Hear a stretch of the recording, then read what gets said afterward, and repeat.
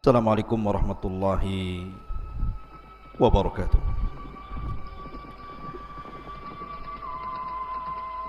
Alhamdulillah wassalatu wassalamu ala rasulillah wa ala alihi wa sahbihi wa mawalah wa la hawla wa la quwata illa billahi wa ba'du. Ma'asyiral muslimin yang dimuliakan Allah subhanahu wa ta'ala, santri ikhwan yang semoga dimuliakan Allah subhanahu wa ta'ala. Alhamdulillah, malam ini kita bisa kembali duduk untuk bertalabul ilmi. Kemudian salawat teriring salam tak lupa kita haturkan kepada Rasul kita Muhammad sallallahu alaihi wasallam. Pembahasan malam ini adalah bicara tentang alam jin.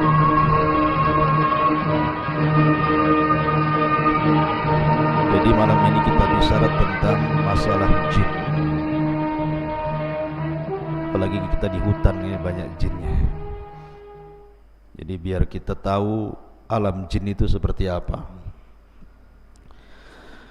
Ma'asyiral muslimin yang dimuliakan Allah subhanahu wa ta'ala, bicara tentang jin, maka Al-Quranul Karim menetapkan adanya jin, bahkan dijadikan satu nama dalam surat Al-Quran, suratul jin. Dan kita tahu bahwa jin adalah makhluk kedua yang diciptakan Allah subhanahu wa ta'ala setelah para malaikat. Baru setelah jin Allah ciptakan manusia. Sering kita dengar di masyarakat, terkadang ada orang yang bercerita bahwa saya mendengar suara-suara aneh. Yang lain mengatakan ada yang memanggil-manggil. Yang lain juga bercerita, saya pernah tidur, ketika hendak bangun susah sekali, kayaknya dikunci. Susah gitu ya. Ada orang yang lagi tidur itu susah mau bangun, kayak lagi dipiting sama jin itu. Yang lain, ketika saya lewat di sebuah tempat, kayaknya kok bulu semua berdiri, mulai bulu kaki sampai bulu kepala. Jadi macam-macam cerita di masyarakat itu tentang masalah jin dan syaitan. Lalu apa hakikat jin ini? Dan apa alaqah kaitan antara jin dan kita umat manusia ini? Ma'asyiral muslimin yang dimuliakan Allah Azza wa Jalla, dunia jin itu sebenarnya kurang lebih dengan kita. Di antara jin itu ada yang ahli salat, ahli puasa, ada yang umroh, ada yang haji, ada yang ahli sedekah, ada yang ahli zikir, bahkan ada yang mujahidin fi sabilillah. Tetapi di antara jin pun kebanyakan mereka ada yang fasik, ada yang suka minum khamar, ada yang suka berzina, ada yang suka berdusta, ada yang suka menyakiti dan menzalimi. Ya, karena jin itu terbagi menjadi dua. Wa inna kunna salihuna wa inna minna salihuna wa minna duna dzalik kunna taraiqa kidada. Di antara kami para jin itu ada yang saleh, ada yang baik. Tapi juga ada jin-jin yang mereka jahat. Baik, kita akan jelaskan, karena mungkin secara umum kita sudah mengetahui tentang asal muasal jin dan pernah saya jelaskan di sini. Saya hendak menceritakan beberapa kisah saja tentang alaqah, hubung kait antara manusia dengan jin saja. Ma'asyiral muslimin yang dimuliakan Allah Subhanahu wa taala, suatu ketika Nabi sallallahu alaihi wasallam pernah salat. Tiba-tiba kemudian datang jin mengganggu Nabi sallallahu alaihi wasallam yang sedang salat. Maka Rasul marah, kemudian Rasul menangkap jin itu kemudian mencekiknya. Saking kerasnya Rasul mencekik jin itu sampai keluar air liurnya. Dan Nabi SAW merasakan dingin air liur itu. Kata Nabi SAW, kalau aku tidak teringat dengan doanya Nabi Sulaiman, Rabbi habli mulkan la yambagi li ahadin mim ba'di, ya Rabb, anugerahkan kepadaku kekuasaan yang tidak ku anugerahkan kepada siapapun sepeninggalku. Tentu jin itu sudah kuikat di tiang masjid sehingga menjadi mainan anak-anak. Tapi karena teringat doanya Sulaiman, ku lepas jin itu. Artinya Nabi SAW mencekik jin sampai liurnya terasa dingin. Pertanyaannya, bukankah jin tercipta dari api? Kenapa pula liurnya dingin? Harusnya liurnya panas. Yang tercipta dari api itu asal penciptaannya bapak moyang mereka. Tetapi anak keturunannya tidak seperti moyang mereka, sama dengan kita. Bapak moyang kita tercipta dari tanah. Tapi apakah kemudian ketika orang dipotong tangannya tiba-tiba keluar tanah? Kan tidak juga. Ya, tetap saja keluar darah gitu ya. Itu hanya awal penciptaan saja. Makanya kenapa jin juga disiksa di neraka merasa sakit. Sama dengan manusia dipukul tanah juga sakit. Kalau nggak percaya saya pukul antum pakai tanah liat. Kalau nggak menjerit, saya kasih uang 100.000. Ma'asyiral muslimin yang dimuliakan Allah Azza wa Jalla. Lah, kalau kita melihat cerita-cerita di masyarakat kan macam-macam tuh. Apalagi penakut. Penakut itu biasanya pohon pisang pun jadi setan biasanya. Coba saja orang yang takut lewat kuburan. Sebenarnya di kuburan tidak ada apa-apa. Mungkin ada pelang warna putih. Itu lari terbirit-birit disangka kuntilanak itu. Itu penakut loh ya. Terkadang seseorang yang saking takutnya, mungkin ada kucing nabrak kaleng kongguan kemudian jatuh prang begitu ya. Itu ketakutan disangka ada setan tuh di belakang itu. Atau terkadang kita lihat angin, kemudian ada pohon goyang-goyang, kemudian bayangannya itu ikut goyang-goyang juga kan. Disangka setan itu. Langsung bulu kuduk berdiri semua tuh. Pertanyaannya ikhwatu fiddin muliakan Allah Azza wa Jalla, mungkinkah seseorang itu melihat jin? Sebagaimana yang ma'ruf di masyarakat gitu ya. Maka kita katakan bahwa Allah Subhanahu wa taala berfirman, innahum yarakum min haitsu la tarawnahum. Mereka yang melihat kita, kita yang tidak melihat mereka. Artinya jin itu bagi kita alam gaib. Jangankan jin, di zaman Nabi SAW banyak orang-orang munafik. Rasul tidak tahu siapa satu munafik itu, kecuali setelah diberitahu Allah, kemudian dicatat oleh Hudzaifah ibnul Yaman siapa nama-nama munafik. Kalau Allah tidak memberitahu siapa munafik di zaman itu, selamanya Rasul tidak tahu mana satu yang munafik. Artinya munafik saja kita tidak tahu ya di zaman Nabi SAW, apalagi jin. Maka seseorang kemudian kalau masuk ke alam jin, kemudian tahu tentang masalah jin tanpa didasarkan Al-Quran dan Sunnah, ketahuilah bahwa dia itu pendusta. Contoh saja, dulu kan ada tayangan apa itu? Ghostbuster ya, yang nangkap jin dimasukkan ke botol itu loh. Nah, ada tuh, tangkap masuk botol, ditutup botolnya, dia udah tahu lubang botol bawahnya itu, lepas lagi, ya kan? Kan ada orang yang narik jin, kononnya dimasukkan ke dalam botol. Ikhwatu fiddin muliakan Allah Azza wa Jalla, kita katakan ini dusta, ini acting saja. Kenapa kita katakan dusta? Karena Allah yang mengatakan innahum yarakum min haitsu la tarawnahum. Mereka melihat kita, kita tidak melihat mereka. Macam mana kemudian menangkap jin dimasukkan ke dalam botol, sementara nas Al-Quran mengatakan kita tidak mampu melihat mereka, sementara mereka melihat kita? Kalau gitu tidak adil Ustaz. Enak kali jin melihat kita, kita tak bisa lihat jin. Allah Maha Adil. Ketika di dunia kita tidak bisa melihat jin dan jin bisa melihat kita, kelak di sorga Allah balik alamnya, di mana kita bisa melihat jin dan jin tidak bisa melihat kita. Itulah kebalikannya dan keadilan Allah Subhanahu wa taala. Akan tetapi ketika jin-jin itu tasyakkul, beralih rupa, maka kita mungkin melihatnya. Bisa saja seseorang kemudian melihat ada burung hantu, disangka hantu karena ada hantunya, burung hantu. Kemudian kucing garong warna hitam, disangka setan, ya kan? Padahal garong dia, ya. Jadi mungkinkah kemudian jin-jin itu tasyakkul dan seseorang bisa melihatnya? Maka kita katakan kalau itu yang terjadi bukan dalam bentuk asli, mungkin.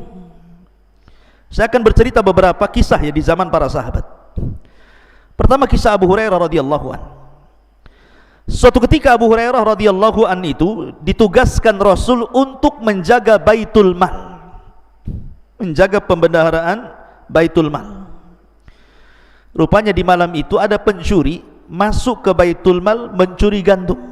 Satu karung, kemudian lari dibopong. Abu Hurairah melihat pencuri ini langsung mengejar, kemudian menangkap. Rupanya pencuri ini adalah orang tua dan mengatakan, "Ya Abu Hurairah, ana syaikhun kabir, faqirun, dzu iyalin, wa ma ataituka illa min hajatin, wa ma asabtu syai'an dunak, ma ataituka bla bla bla bla." Bahasa kita ya. Maka syaitan mengatakan, ataupun orang ini mengatakan pencuri ini, "Ya Abu Hurairah, saya ini orang tua, fakir, punya keluarga, dan saya tidak mungkin mencuri kecuali karena sebuah hajat kebutuhan, karena mereka butuh makan, makanya aku terpaksa mencuri. Lepaskanlah Abu Hurairah." Akhirnya Abu Hurairah karena kasihan dilepaskanlah pencuri ini. Keesokan harinya berjumpa dengan Rasul. Sebelum kemudian Abu Hurairah bercerita, Jibril sudah ngasih tahu, dan Rasul sudah mewanti-wanti, "Ya Abu Hurairah, fa innahu sayaudu al-bariyah, fa innahu sayaudu fil lail." Wahai Abu Hurairah, orang itu akan kembali nanti malam. Betul, rupanya malam kedua mencuri lagi, ketangkap lagi, minta uzur lagi, dilepas lagi. Sampai ketiga kali Abu Hurairah mengatakan, "Tidak, ini sudah ketiga kali kau mencuri, tidak mungkin aku lepas, akan kuhadapkan kau kepada Nabi SAW." Maka orang ini mengatakan, "Gini saja wahai Abu Hurairah, lepaskan saya. Maukah ku ajarkan kepadamu? Maukah ku ajarkan kepadamu sesuatu yang kalau kau baca, setan akan lari darimu. Setan akan lari darimu." Kemudian orang ini mengatakan, "Ya Abu Hurairah, apabila engkau hendak beranjak ke pembaringanmu, bacalah suratul kursi, maka tidak ada setan yang bisa mendekatimu sejak kau tidur sampai kau bangun." Habis itu Abu Hurairah melepaskan orang ini. Keesokan harinya dia berjumpa dengan Nabi SAW dan mengatakan, "Abu Hurairah, tahukah kamu orang yang kau tangkap 3 malam berturut-turut itu?" Kata Abu Hurairah, "Allah wa Rasulullah alam." "Saya tidak tahu wahai Rasul." Kata Nabi SAW, "Fa innahu syaitan." Dia adalah setan. Dia adalah jin yang menyerupai manusia sebagai pencuri. Sadaqaka wa huwa kadzub. Untuk masalah ini, maksudnya ayat kursi yang kau baca, dari semenjak kau tidur sampai kau bangun dan kau tidak akan diganggu syaitan, ini benar. Khusus masalah ini saja, sadaqaka wa huwa kadzub. Tetapi masalah yang lain, dia pendusta. Kebanyakan setan itu pendusta. Khusus masalah ini dia benar, gitu maksudnya. Dari sini menunjukkan bahwa Abu Hurairah menangkap pencuri, dan pencuri ini rupanya jin yang tasyakkul, yang berubah bentuk. Makanya kalau seandainya ada seseorang sudah meninggal, dan saya punya cerita di kampung di Majalengka sana. Jadi ada preman mati. Preman bisa mati juga gara-gara minum tuak oplosan, ya. Jadi minuman keras, oplosannya nggak kira-kira, pakai spiritus. Antum tahu spiritus? Ya. Jadi cap orang tua dicampur spiritus, diminum kurang mabok, dicampur pil BK, Antum tahu pil BK? Untuk anjing gila tuh. Itu namanya pil BK tuh. Tuak, campur spertus, kasih pil BK. Matilah. Itu bukan oplosan lagi, oplosan kuadrat namanya. Oplosan di atas oplosan lagi tuh. Ketika mati, rupanya tersebar di desa itu bahwa preman yang mati itu ada di atas jembatan, sedang duduk. Akhirnya dalam 1 minggu itu ketika mendengar berita itu, tidak ada preman kampung keluar. Rupanya preman takut sama setan ya. Jadi tersebar berita bahwa dia hidup lagi, setiap hari nongkrong di atas jembatan katanya. Pertanyaannya, mungkinkah itu dia? Saya pernah bertanya waktu di Yaman kepada Syekh Adnan hafizahullah ta'ala, guru saya yang mengajarkan kitab Fathul Majid, kitab Tauhid, tentang kisah ini. Ya Syekh, saya begini di kampung, persis yang saya ceritakan. Apa kata Syekh Adnan? Dia mengatakan bahwa yang dijumpai itu bukan preman tadi, karena orang yang sudah mati tidak mungkin hidup lagi, karena ada barzah yang memisahkan antara kehidupan dunia dan kehidupan kubur. Lalu siapa yang nongkrong di jembatan itu, yang mukanya mirip itu? Maka dia bisa menjawab, kalau cerita ini sahih, kalau cerita ini benar gitu ya, bukan dikarang-karang, maka sesungguhnya orang itu adalah qarinnya si preman tadi. Karena setiap orang itu punya qarin, punya jin yang menyertai sejak lahir. Jadi kalau seandainya ada orang mati kemudian hidup lagi, bukan orang itu hidup lagi gentayangan, tetapi qarinnya yang gentayangan membentuk orang mati itu. Jadi bisa saja itu jin yang menakut-takuti manusia. Kemudian kisah yang kedua, kisah Ubay bin Ka'ab. Jadi suatu ketika Ubay bin Ka'ab ini dengan para sahabat Nabi hendak menuju dari Mekah ke Madinah, melewati padang pasir. Kemudian sampai di padang pasir lupa jalan, karena zaman itu kan tidak ada Google Map ya, di zaman itu tidak ada kompas gitu ya, hanya mengandalkan insting saja dan orang yang biasa jalan dilalui. Rupanya Ubay bin Ka'ab dan sebagian para sahabat itu nyasar, tidak tahu kemana arah ke Mekah. Pokoknya bingung. Yang namanya padang pasir itu kan kayak lautan tuh. Nanti antum kalau pernah belajar di Arab, antum lihat padang pasir itu persis kayak lautan tidak bertepi itu. Jadi bingung Ubay bin Ka'ab ini harus kemana, sementara perbekalan minum mereka sudah menipis. Sampai betul-betul akhirnya minuman itu habis. Akhirnya mereka berusaha mencari air. Jadi ke arah selatan tidak nemu air, ke arah barat tidak nemu air. Pokoknya semua arah dia berusaha jelajahi, tetapi tidak ada air juga. Sampai akhirnya datang laki-laki yang sangat besar, badannya besar sekali, kayak raksasa gitu ya. Kemudian menemui Ubay bin Ka'ab radhiyallahu an. Kemudian Ubay pun ketakutan dan mengatakan, "Man anta, siapa kamu?" Karena besar masalahnya badannya gitu ya. Maka orang besar ini mengatakan, "Ana min baqiyatin nafar minal jinnil ladzi istama'u ila Rasulillah sallallahu alaihi wasallam." Kata orang besar ini, saya adalah satu di antara sekelompok orang yang pernah datang menemui Rasul mendengarkan bacaan Nabi sallallahu alaihi wasallam yang disebutkan dalam surah Jin ya, "Qul uhiya ilayya annahu istama'a nafarun minal jin." Ada sebagian sekelompok jin, ada yang mengatakan 7 jin, datang menghadap Rasul mendengarkan Rasul baca Quran. Lah kata orang ini, saya adalah jin, satu di antara kelompok orang yang datang menemui Rasul yang kemudian mendengarkan ayat Al-Quran, dan aku pun masuk Islam. Kemudian dia mengatakan, aku pernah mendengar Rasul bersabda, al-muslim akhul muslim. Muslim itu saudaranya muslim yang lain. Baik kutunjukkan kamu ke arah di mana ada mata air di sana. Akhirnya kemudian jin ini mengarahkan arah ke arah sini, khudut tariq, ambillah jalan ini wahai Ubay, engkau akan mendapatkan air. Akhirnya Ubay bin Ka'ab pun membawa para sahabatnya kemudian mengarah ke yang ditunjukkan jin tadi itu ya, dan dalam berbentuk orang besar tadi. Rupanya betul dia mendapatkan air di situ dan selamat dari kematian di padang pasir. Lihat, terkadang jin itu tasyakul, berbentuk manusia atau berbentuk yang lainnya. Ini kisah yang kedua. Kisah yang ketiga, di zaman Umar bin Khattab radhiyallahu an. Jadi ketika para sahabat Nabi SAW berada di Yamamah, ketika dalam kondisi perang, tiba-tiba salah seorang sahabat berjumpa dengan orang yang penampilannya aneh. Orang yang penampilannya aneh mengatakan kepada sahabat ini dan mengatakan, dari mana kalian?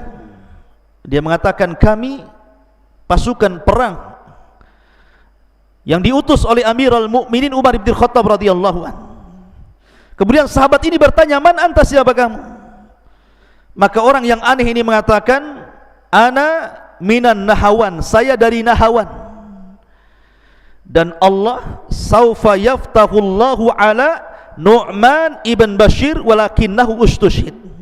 Tiba-tiba dia mengatakan, sebentar lagi kan kalian akan menyerbu Nahawan, kupastikan kalian akan menang. Tetapi yang memimpin perang kalianlah Nu'man bin Thabit, Nu'man bin Bashir afwan. Tetapi dalam peperangan itu Nu'man akan mati syahid. Kagetlah orang ini.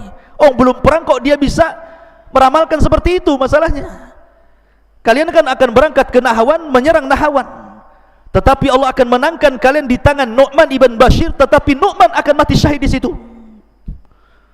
Akhirnya orang ini, sahabat ini langsung lari menuju Umar bin Khattab radhiyallahu an dan mengatakan, ya Amirul Mukminin, tadi saya berjumpa dengan orang yang aneh. Tiba-tiba dia mengatakan bahwa kita akan memenangkan Nahawan, tetapi Nu'man bin Bashir akan mati syahid di situ. Kata Umar bin Khattab radhiyallahu anhu mengatakan, ya, tahukah kamu siapa dia? Maka sahabat ini mengatakan, tidak tahu hai Amirul Mukminin. Kata Umar bin Khattab radhiyallahu anhu, dia mengatakan, dialah Usaim baridul jin. Dialah Usaim, satu di antara jin-jin yang saleh. Dia pun datang kepada Umar memberitahu, ya. Artinya bahwa jin juga terkadang tasyakul kan, berbuah bentuk gitu menjadi manusia, sama dengan malaikat juga sama. Tetapi ikhwatu fillah muliakan Allah subhanahu wa ta'ala, yang lebih aneh lagi kisahnya, di zaman ulama salaf ada namanya Imran At-Tammar. Imran At-Tammar ini seorang ahadus salihin, orang soleh. Imran ini At-Tammar ini seorang saleh. Jadi dia punya majlis taklim bersama syekhnya namanya Al-Hasan Al-Ja'di. Jadi ada seorang alim ulama besar namanya Al-Hasan Al-Ja'di. Jadi Imran ini suatu ketika dia ingin menghadiri majlisnya Al-Hasan Al-Ja'di, majlis di waktu fajar. Jadi Hasan Al-Ja'di ini biasa membuka majlis taklim setelah subuh. Datang dari mana-mana. Dan dia takut ketinggalan sehingga dia tidak mendapatkan tempat duduk di depan. Maka dia datang pas bertepatan malam itu, malam Jumat, dia datang pagi-pagi buta. Jadi jam 3 malam itu sudah datang dia ke masjidnya Al-Hasan Al-Ja'di ini. Ketika sampai di masjid, masjid tertutup semua. Semua tertutup masjid, tidak ada yang terbuka, terkunci semua masjidnya. Anehnya, di dalam masjid itu terdengar suara Syekh Al-Hasan Al-Ja'di sedang qiyamul lail, sedang tahajud, dan dikeraskan bacaannya. Jadi ketika dia membaca ghairil maghdubi alaihim waladhdallin, tiba-tiba terdengar suara amin, seolah-olah masjid itu penuh, terdengar suara amin semuanya. Jadi Imran At-Tammar ini heran, ini masjid terkunci. Kemudian di dalam masjid itu Syekh Al-Hasan Al-Ja'di sedang solat malam tahajud. Ketika dia membaca waladhdallin, maka terdengar suara amin yang begitu banyak seolah-olah penuh masjid itu, dan dia tidak berani masuk. Dia pun menunggu sampai adzan fajar. Ketika adzan fajar, datanglah muadzin membukakan pintu masjid itu. Ketika dia masuk ke masjid, rupanya tidak ada satupun orang kecuali syekh saja sedang sholat sunnah fajar. Kaget dia, dari mana suara amin itu? Padahal dia mendengar ada riuh pikuk suara amin ketika Syekh sedang membaca Al-Fatihah dalam tahajudnya. Ketika dia subuh masuk ke masjid, tidak ada orang. Rupanya hanya ada Syekh yang sedang sunnah fajar itu. Kemudian terpikir oleh dia ini, Imran At-Tamari ini, setelah kemudian sholat subuh, kemudian mengikuti majelisnya Al-Hasan Al-Jadi, selesai pengajian dia pun berusaha untuk menanyakan kepada Syekh, menceritakan pengalamannya semalam. Ya Syekh, semalam saya lihat masjid tertutup, engkau sholat tahajud, kau baca Fatihah, ketika engkau membaca waladhdallin semua mengaminkan dirimu, tapi ketika subuh aku lihat tidak ada satupun orang yang sholat di belakangmu. Lihat jawaban Syekh ini, dia mengatakan, ya, karena di belakangku adalah jin min nasibin yakhtimul qur'ana kulla lailatil jum'ah. Jadi setiap malam Jumat jin-jin nasibin ini datang, kemudian menghatamkan Quran di belakangku dalam tahajudku. Setiap malam Jumat mereka datang, solat di belakangku dan mengaminkan solatku. Kira-kira nih kalau antum solat malam, Allahu Akbar, ghairil maghdubi alaihim waladdallin, amin. Dilanjutkan nggak tuh sholatnya? Langsung antum hidupkan semua lampu, bangunkan kawannya gitu, ya kan? Lihat, Syekh ya. Artinya bahwa jin-jin juga ada alaqah dengan kita, ada hubung kait dengan kita, maksudnya dengan manusia. Ma'asyiral muslimin yang dimuliakan Allah Subhanahu wa taala. Tetapi ada juga jin-jin itu yang jahat, ikhwan. Tidak semua jin itu baik. Wa inna kunna salihuna wa inna minna salihuna wa minna duna dzalik. Kunna tara'iqa qidada. Jadi kami ini bertingkat-tingkat. Jadi memang jin itu kebanyakan mereka fasik dan kufur, berusaha untuk menyakiti kita anak Adam dan berusaha untuk menyeret kita untuk mengikuti mereka. Tetapi gangguan apapun dari jin itu tidak mungkin sampai kepada kita kecuali memang takdir yang Allah telah catat. Makanya Allah mengatakan, la inistama'u ala an yadhurruka bi syai'in lam yadhurruka illa bi syai'in qad kataballahu lak. Kalaulah satu dunia jin itu berkumpul hendak memberikan madarat kepadamu, tidak mungkin madarat itu sampai kecuali memang sudah ditetapkan dalam takdir Allah.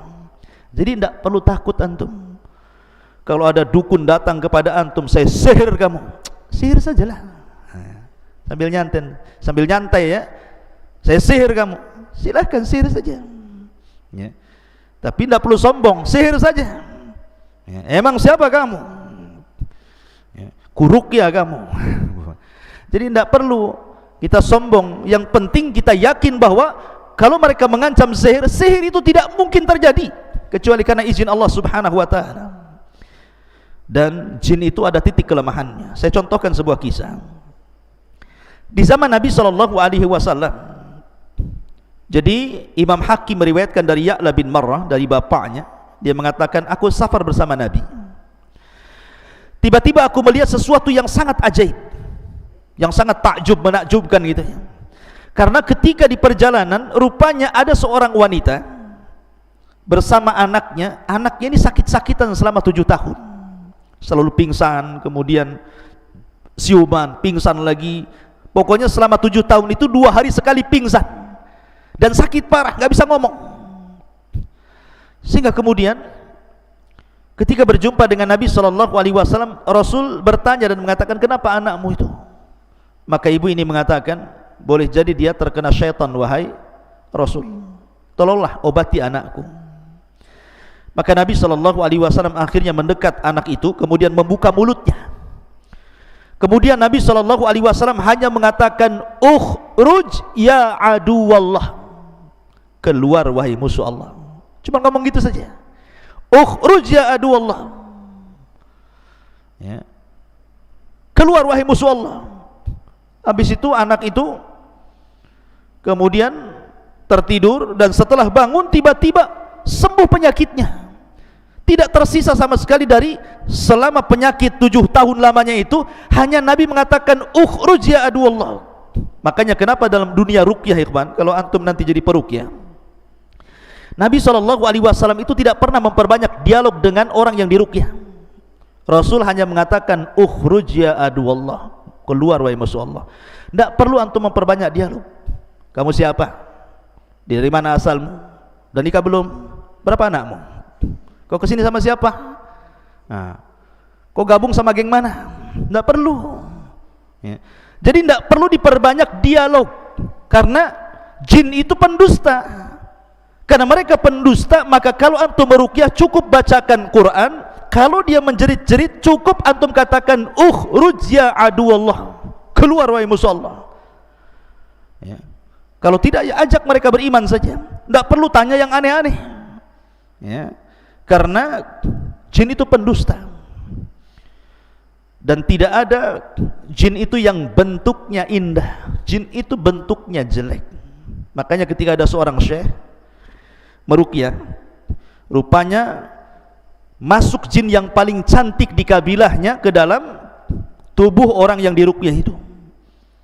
Kemudian oleh syekh berusaha jin yang paling cantik di kaumnya itu dikeluarkan dari tubuh orang tadi, terus diruqyah. Sampai syekh bertanya tentang masalah sifatnya ketika itu ya.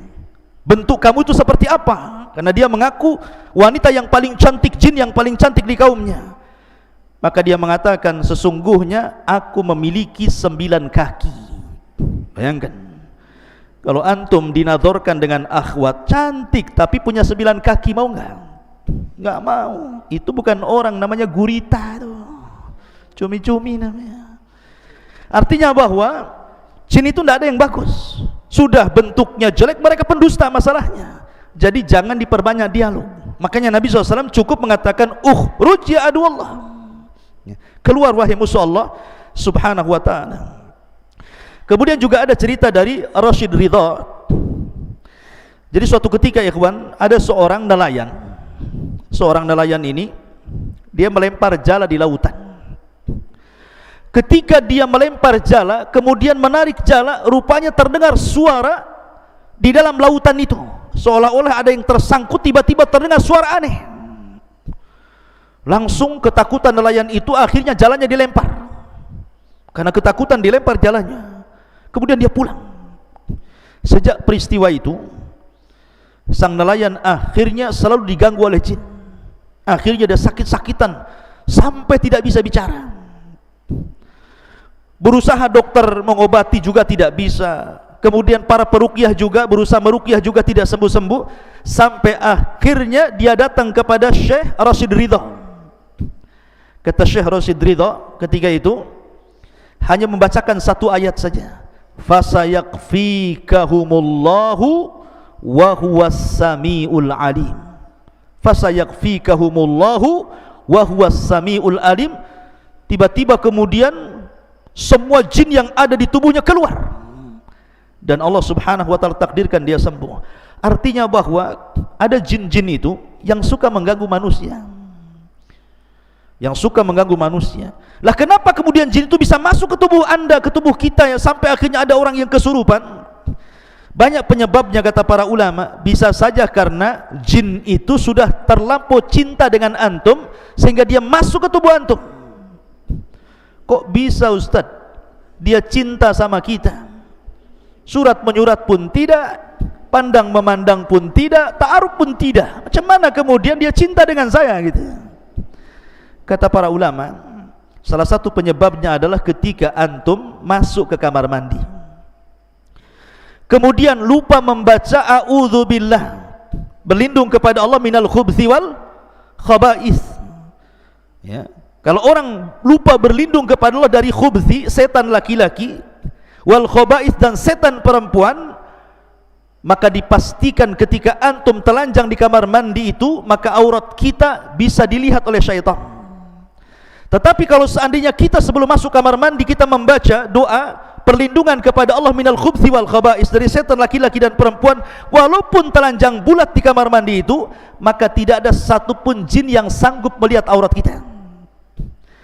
Lah orang yang tidak pernah membaca doa ketika masuk khala, masuk kamar mandi, maka dia setiap hari jin itu menonton aurat kita. Karena setiap hari menonton aurat kita akhirnya jatuh cinta. Kalau sudah jatuh cinta, maka dia tidak mungkin melepas kita. Ini salah satu penyebabnya. Yang kedua, atau karena dendam. Dendam itu maksudnya karena mungkin di antara kawannya dibunuh atau saudaranya dibunuh. Makanya kenapa Nabi SAW mengajarkan kepada kita, kalau antum kencing di alam terbuka, di hutan Jabal Uhud ini atau di mana gitu kan, jangan diarahkan ke lubang. Siapa tahu lubang itu tempat bersarangnya jin. Karena jin itu kan ada 3 jenis tuh. Ada jin yang berupa memiliki sayap, bisa terbang kemana-mana. Ada jin itu yang berupa anjing ataupun ular. Ada juga jin itu yang hidup di lubang-lubang. Makanya jangan kencing sembarang ke lubang gitu ya. Nanti di situ sarangnya jin, ngamuk dia. Sekarang logika saja, kalau antum di kepalanya dikencingi, marah nggak antum? Marah lah. Ya, antum dikencingi Noval memakai kepalanya, marah nggak sama Noval? Marah. Ya. Jin juga sama, kalau dikencingi ya marah gitu ya. Makanya jangan kencing sembarang kalau di ruang terbuka itu. Karena bisa saja akhirnya karena marah balas dendam masuk pula ke jalan darah kita, kesurupanlah kita. Atau mungkin dia itu masuk ke tubuh orang itu karena iseng saja, ya, iseng-iseng saja masuk, ya, karena dia suka ngelamun, karena dia suka mikir gitu ya, dan tidak pernah berzikir, tidak pernah baca Quran, masuk dia ke tubuh kita. Makanya ikhwatu fillah muliakan Allah Subhanahu wa taala, maka jin-jin itu memungkinkan berbuat apa saja. Dan yang lebih bahaya kalau seandainya jin itu suruhan tukang sihir, dia bisa membuat kita sakit, dia bisa membuat kita mati, dia bisa membuat kita bercerai dengan suami istri, dia bisa membuat kita macam-macam jadi jahat gitu ya. Maka itu lebih bahaya lagi. Oleh karena itulah maka banyak-banyaklah berlindung kepada Allah Subhanahu wa taala. Wallahu a'lam bishawab. Ini diantara beberapa kisah tentang alam jin. Mudah-mudahan ada manfaatnya. Subhanakallahumma bihamdika asyhadu an la ilaha illa anta astaghfiruka wa atubu ilaik. Allah taala. Assalamualaikum warahmatullahi wabarakatuh.